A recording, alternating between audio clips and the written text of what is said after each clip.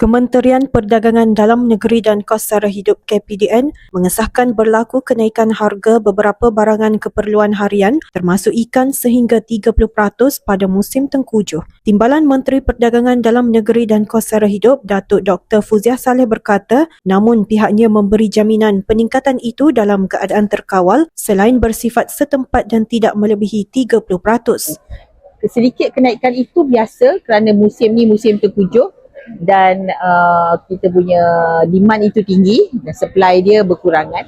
Namun kalau sampai keadaan di mana ada manipulasi, ada kartel, itu masalah lain ya yang kita kena benteras. InsyaAllah ICC akan terlibat kalau sekiranya ada aduan yang demikian, dan saya sarankan agensi-agensi dan orang ramai yang merasakan bahawa perkara ini berlaku untuk laporkan kepada KPDN. Ya, sekiranya LKIM mengatakan bahawa ada manipulasi dan ada pakatan, ini boleh kata kartel lah. Ya, kartel ni bila dia berpakat dan dia kawal harga, jadi laporkan kepada KPDN dan penguatkuasa kita serta juga penguatkuasa MyCC akan melihat kepada keadaan ini.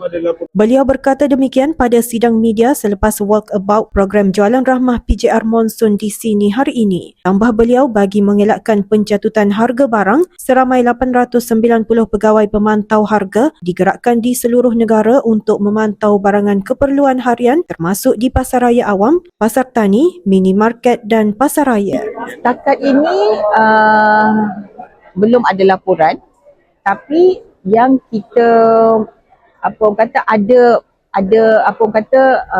media yang mengatakan perkara ini berlaku, tapi setakat aduan yang kita ni ada sedikit kenaikan tapi tak sampai banyak macam tu.